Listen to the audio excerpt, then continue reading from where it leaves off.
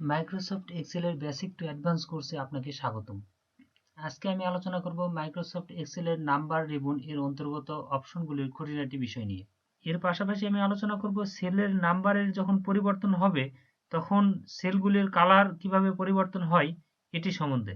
যারা পূর্বের ভিডিওগুলো এখনো দেখেননি তারা ভিডিওর ডিসক্রিপশন বক্সে দেওয়া লিঙ্ক থেকে অথবা উপরের আই বাটন থেকে দেখে নিতে পারেন। এর ফাঁকে বলে রাখি, আপনি যদি আমার চ্যানেলে নতুন হয়ে থাকেন তাহলে চ্যানেলটি সাবস্ক্রাইব করে পাশে থাকা বেল বাটনটি চেপে দিন, যাতে করে নতুন ভিডিও আপলোড দেওয়ার সঙ্গে সঙ্গেই প্রথম নোটিফিকেশন আপনার নিকটে পৌঁছে যায়। তো চলুন শুরু করা যাক।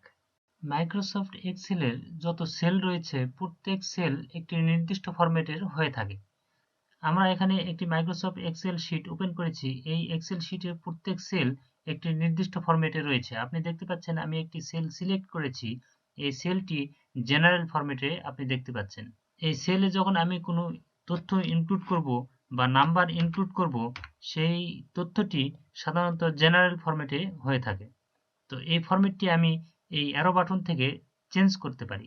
তো এখানে বেশ কয়েকটি ফরম্যাট দেখাচ্ছে: general format, number, currency, accounting, short date, long date, time, percentage, fraction, scientific এবং মোর নাম্বার ফরম্যাট। এদের প্রত্যেক ফরম্যাট সম্বন্ধে আমি বিস্তারিত আলোচনা করব। এটি দেখতে হলে ভিডিওটি প্রথম থেকে শেষ পর্যন্ত না টেনে দেখুন। তো প্রথমত আপনি দেখতে পাচ্ছেন এই সেলটি জেনারেল ফরম্যাটে রয়েছে। এই সেলটি আমি পরিবর্তন করার জন্য এই অ্যারো বাটনে ক্লিক করলাম, করার পরে নাম্বার অপশনে ক্লিক করলাম। নাম্বার অপশনে ক্লিক করার সঙ্গে সঙ্গে আপনি দেখতে পাচ্ছেন 254.00 নাম্বার ফরম্যাটে দেখাচ্ছে। তো এটিকে আবার যদি আমি কারেন্সিস ফরম্যাটে চেঞ্জ করি, সেক্ষেত্রে আমাকে একটি সাইন ইনক্লুড করে দেখাচ্ছে, ডলার সাইন। আমরা যেহেতু বাঙালি বা বাংলাদেশি, সে কারণে আমি এটিকে বাংলা কারেন্সি বা বাংলা টাকার সাইনে পরিবর্তন করে দেখাবো। তো সেটি দেখতে হলে ভিডিওটি প্রথম থেকে শেষ পর্যন্ত না টেনে দেখুন। এর পরবর্তী অপশন দেখতে পাচ্ছেন অ্যাকাউন্টিং। অ্যাকাউন্টিং ফরম্যাটটাও সিলেক্ট করার সঙ্গে সঙ্গেই সেম ফরম্যাটেই দেখাচ্ছে, বাট ডলার সাইন একটু স্পেস দিয়ে দেখাচ্ছে। তো এই ফরম্যাট সাধারণত আমরা যখন ক্যালকুলেশন করব, হিসাব নিকাশ করব, এই ফরম্যাটটার প্রয়োজন পড়ে। এর নিচে দেখতে পাচ্ছেন শর্ট ডেট। আমরা মূলত এখানে নাম্বার ইনক্লুড করছি, যার কারণে আমি এই সেলটি বাদ দিয়ে অন্য একটি সেল সিলেক্ট করছি। করার পরে আপনি দেখতে পাচ্ছেন আমি শর্ট ডেট সিলেক্ট করলাম, করার পরে আমি এখানে কিছু নাম্বার ইনক্লুড করছি, করার পরে এন্টার চাপলাম। আপনি দেখতে পাচ্ছেন এখানে একটি নির্দিষ্ট তারিখের মতো আমাকে দেখাচ্ছে। এর পরবর্তী অপশন হচ্ছে লং ডেট। তো লং ডেট বলতে এর সঙ্গে আরো কিছু ইনক্লুড করবে। আপনি নিচে অপশনটি দেখতে পাচ্ছেন দিনের নাম, মাসের নাম এবং তারিখ সহ সাল দেখাবে। তো আপনি দেখতে পাচ্ছেন ওই নির্দিষ্ট ডেটটি কি বার ছিল সেটি সহ দেখাচ্ছে। তো এছাড়াও এর পরবর্তী অপশন যদি টাইম সিলেক্ট করি, সেক্ষেত্রে আমাকে একটি নির্দিষ্ট টাইম দেখাচ্ছে। এর পরের অপশনটি রয়েছে পার্সেন্টেজ। তো পার্সেন্টেজের জন্য আমরা আলাদা একটি সেল সিলেক্ট করব। এই সেলটিতে কিছু ইনফরমেশন ইনক্লুড করব, 50। দেন আমি সেলটি সিলেক্ট করার পরে পার্সেন্টেজ ফরম্যাটে ক্লিক করব। আপনি দেখতে পাচ্ছেন এখানে পার্সেন্টেজে ক্লিক করার সঙ্গে সঙ্গে পরিবর্তন। সর্বশেষ অপশন হচ্ছে টেক্সট। এই টেক্সট ফরম্যাটে যদি কোনো সেল সিলেক্ট করি, সেই সেলগুলিতে আমি কোনো ক্যালকুলেশন করতে পারবো না। আপনি দেখতে পাচ্ছেন এখানে আমি দুইটি সেলে কিছু তথ্য ইনক্লুড করছি এবং এটিকে যদি আমি ক্যালকুলেশন করতে চাই, ধরুন এই দুইটি সেলের আমি যোগফল নির্ণয় করব, সেক্ষেত্রে আমি চিরাচরিত নিয়ম অনুযায়ী ইকুয়াল সাইন দিলাম, দেন সেল সিলেক্ট করলাম, প্লাস সাইন দিলাম এবং পরের সেলটি সিলেক্ট করলাম, করার পর এন্টার চাপলাম। আপনি দেখতে পাচ্ছেন এই সেলগুলি ক্যালকুলেশন হচ্ছে না। অথচ আমি পরবর্তী সেলে যদি ক্যালকুলেশন করতে চাই, সেক্ষেত্রে ইকুয়াল সাইন দিলাম, সেলটি সিলেক্ট করলাম, প্লাস সাইন দিলাম, দেন পরের সেলটি সিলেক্ট করলাম, এই সেল এন্টার চাপলাম। চাপার পরে দেখতে পাচ্ছেন আমার এই সেলটিতেও কোনো ক্যালকুলেশন হচ্ছে না, কারণ এই সেলটি টেক্সট ফরম্যাটে রয়েছে। আমি যদি এই সেলটি জেনারেল ফরম্যাটে সিলেক্ট করি, সেক্ষেত্রে আমি এই সেলটিতে ক্যালকুলেশন করতে পারবো। চিরাচরিত নিয়ম অনুযায়ী ইকুয়াল সাইন দিলাম, দেন সেলটি সিলেক্ট করলাম, আবার প্লাস সাইন দিলাম, দেন পরের সেলটি সিলেক্ট করলাম, করার পরে এন্টার চাপলাম। আপনি দেখতে পাচ্ছেন দুইটি সেল যোগ করে যোগফল আমাকে নির্ণয় করে দেখিয়েছে। এই হচ্ছে নাম্বার ফরম্যাটের অপশনগুলির কাজ। আমি ইতিপূর্বে বলেছিলাম এই ডলার সাইনটি পরিবর্তন করে আমরা যেহেতু বাঙালি বা বাংলাদেশি, সে কারণে আমরা ডলার সাইনটি পরিবর্তন করে বাংলাদেশি টাকার চিহ্নটি দিব। সে কারণে আমাকে সেলটি সিলেক্ট করতে হবে। দেন এই ডলার সাইনের নিচে অ্যারো চিহ্নটি রয়েছে, এই অ্যারো চিহ্নটিতে ক্লিক করতে হবে। দেন মোর অ্যাকাউন্টিং ফরম্যাটসে ক্লিক করতে হবে। দেন এই সিম্বল অপশনের অ্যারো চিহ্নতে ক্লিক করব। করার পরে আপনি দেখতে পাচ্ছেন বাংলাদেশি টাকার চিহ্ন, এই চিহ্নটি আমি ক্লিক করলাম। করার পরে এটি সিলেক্ট করে নিল। নেওয়ার পরে ওকে বাটনে ক্লিক করলাম। করার সঙ্গে সঙ্গে আপনি দেখতে পাচ্ছেন এখানে টাকার সাইনে পরিবর্তন হয়েছে। পরবর্তী অপশন রয়েছে পার্সেন্টেজ।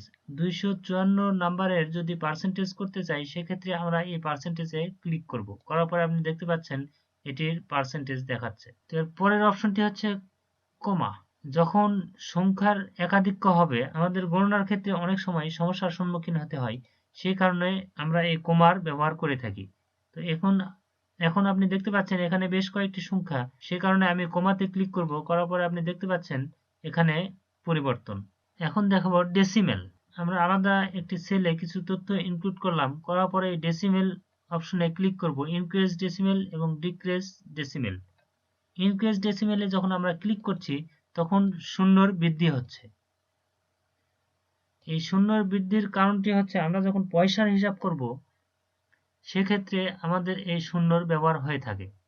আর অনেক সময় ক্যালকুলেশনে দেখা যায় একাধিক শূন্যের ব্যবহার, সেক্ষেত্রে আমরা ডেসিমেল সংখ্যা বা শূন্য ডিক্রিজ করতে পারি। ডিক্রিজ করার জন্য পাশের অপশনটিতে ক্লিক করব, একটি একটি করে কমে যাবে। এই হচ্ছে নাম্বার রিবন অপশনগুলির কাজ। এখন আমি দেখাবো নাম্বার পরিবর্তনের সঙ্গে সঙ্গে কিভাবে সেলের কালার পরিবর্তন হয়। সেক্ষেত্রে আমি কয়েকটি সেল সিলেক্ট করে নেব এবং এই সেলগুলিতে কিছু নাম্বার ইনক্লুড করব। তারপরে আমি এই কন্ডিশন ফরম্যাটিং অপশনে ক্লিক করব। করার পরে আপনি দেখতে পাচ্ছেন হাইলাইট সেল রুলস। এই অপশনে মাউসের কার্সর নিয়ে আসার পরে গ্রেটার দেন এবং লেস দেন এই দুটি অপশন দেখতে পাচ্ছেন। মূলত এই দুইটি অপশন দিয়েই আজকে আমি আপনাদের দেখাবো কিভাবে সেলের কালার পরিবর্তন করে। তো প্রথম অপশনটি আমি দেখাচ্ছি গ্রেটার দেন। এই সেলগুলি সিলেক্ট করে নিয়েছে, নেওয়ার পরে এখানে দেখাচ্ছে গ্রেটার দেন, অর্থাৎ কত চাইতে বেশি আপনি চাচ্ছেন সেক্ষেত্রে সেলটির কালার পরিবর্তন করবেন।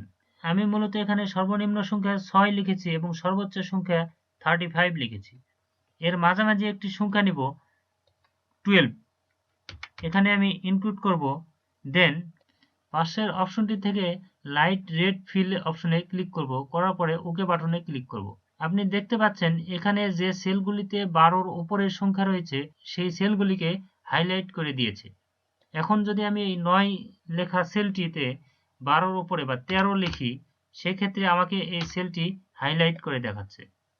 আবার 15 যেখানে লেখা রয়েছে এই সেলটিতে যদি আমি 12-র নিচে অর্থাৎ 10 লিখি তাহলে দেখতে পাচ্ছেন এই সেলটি আবারও পূর্বের অবস্থানে ফিরে যাচ্ছে। আমি আরো কয়েকটি সেল সিলেক্ট করে নিলাম। নেওয়ার পরে কন্ডিশনাল ফরম্যাটিং অপশনে গেলাম, হাইলাইট সেল রুলসে গিয়ে লেস দেন অপশনে ক্লিক করলাম।